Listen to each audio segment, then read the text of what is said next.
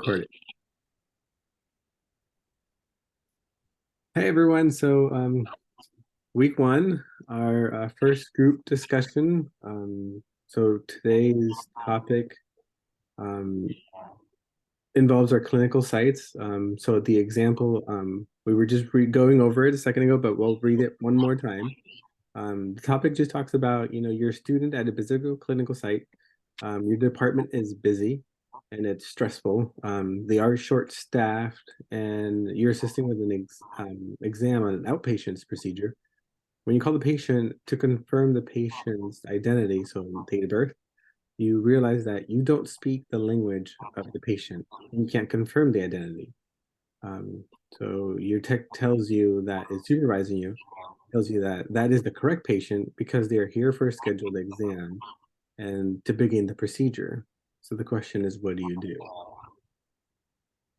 Um, so just to kind of start us off, the situation is there's a language barrier issue. It's a stressful situation, just like the question says. And we're under that pressure of, hey, we're new, we're trying to make a good impression, and we're just trying to kind of follow instructions and look good and just kind of like, go with it and not, rub people the wrong way and not push back. And since we're new to the sites, we're just trying to, make it through and be grateful as a, hey, we have the opportunity. But the situation is that, we don't feel comfortable. At least I can say for myself, I'm sure you guys all agree, the question puts us in a position that we can't really confirm that this is a correct patient. So that would be the situation. Anyone has any thoughts as to, like the background, or what do you guys think?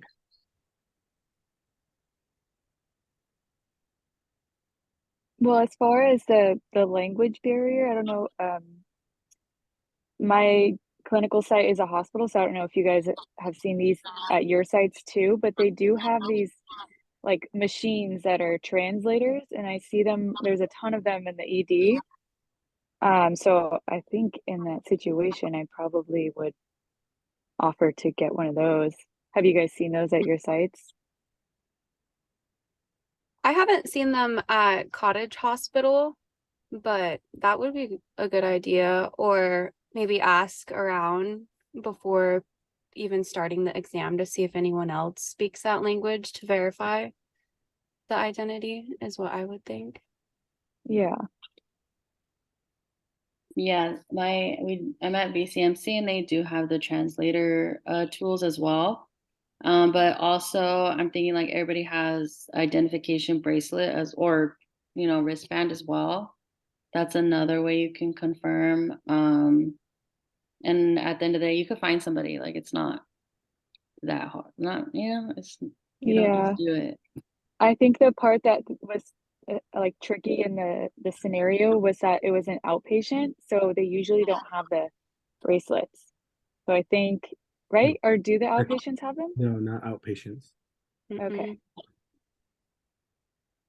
Yeah, but we also have Google Translate on our phone too. I think like worst case scenario, I don't know if that's appropriate or not, but At yeah, I don't least know. like to kind of like chime in as well. Like I'm at CMH, so Community Memorial Hospital, and I haven't seen translators, but at least I work for Sansom, and we have a language line, so we can always just call, and that's some another way that you could kind of do it. I know that, if it's not, Spanish, like I speak Spanish, but if it's a different language, like of course, like, how am I going to communicate with someone else that doesn't speak that? So at least that would be an option, but considering it's a stressful environment, it's kind of tough. Yeah, that's really cool. You can just call the a phone line and anybody answers.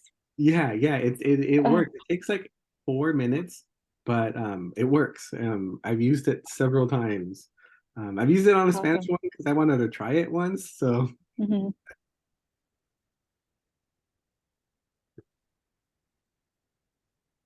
and then So for me to like for this situation, I'm at cottage and then one of the patients, it was a kid, I think.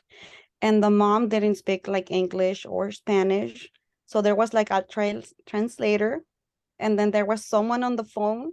So the person on the phone translated to the a mother's language, and then the translator translated to English to the text. So it's like step by step, but they Get there. Yeah. can do it, takes longer, but yeah.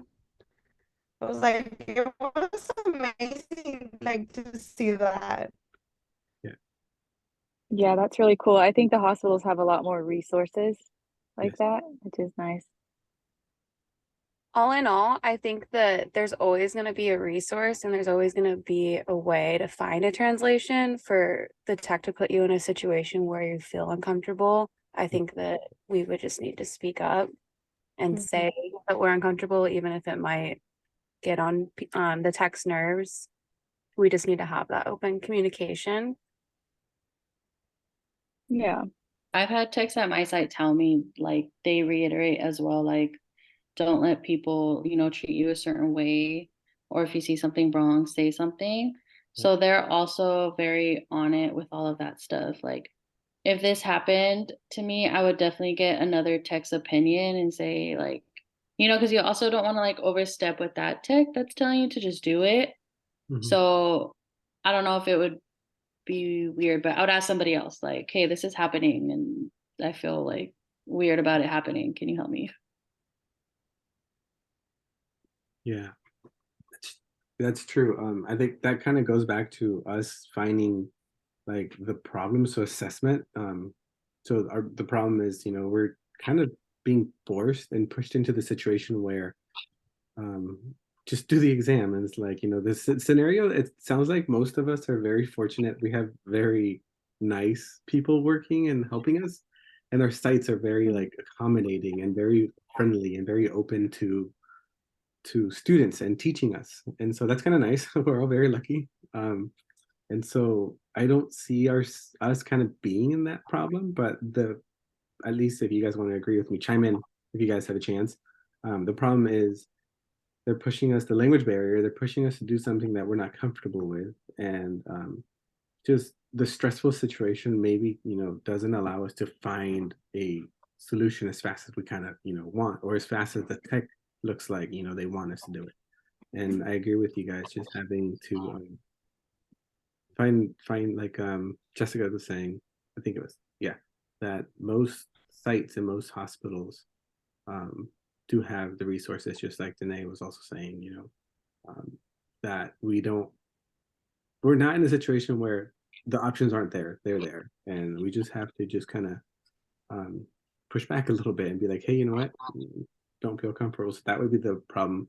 As far as it looks like we were already going with the recommendations, or what can we request. I love the Google Translate thing. I think that was smart. That was actually very creative.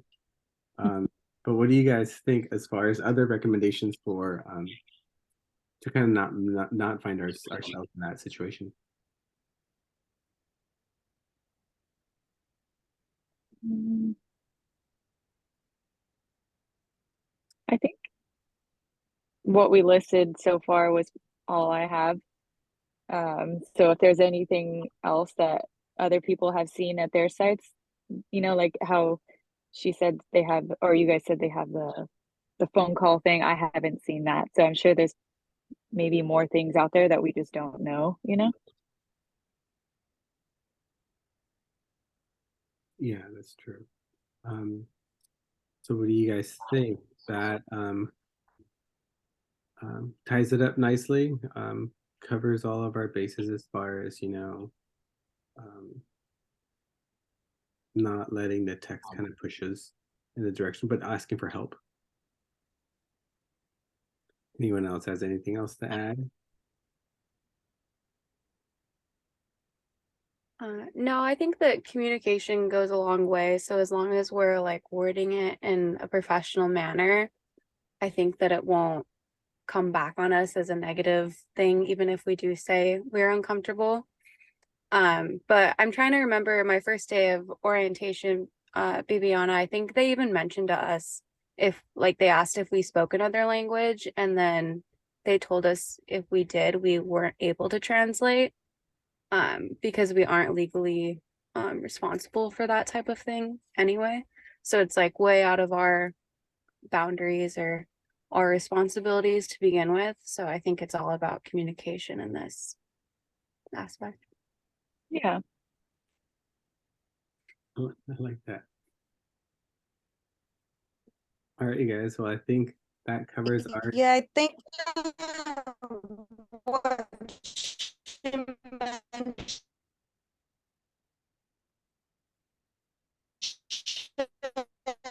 was that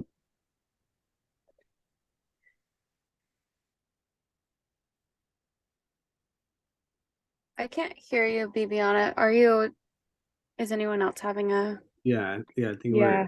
we're losing you, Bibiana.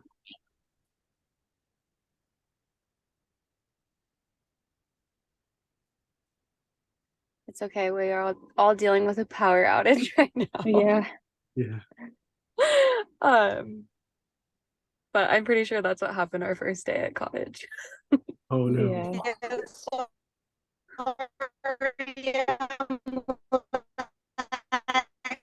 eating my internet.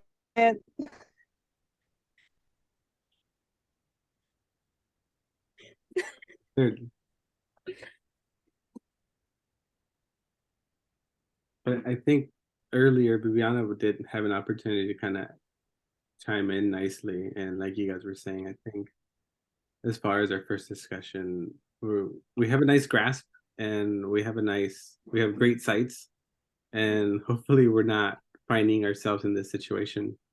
And we have, really nice semesters so far. So as far as that goes, I think we're all set. All right, you guys, let me end that. Thank you. Thank you.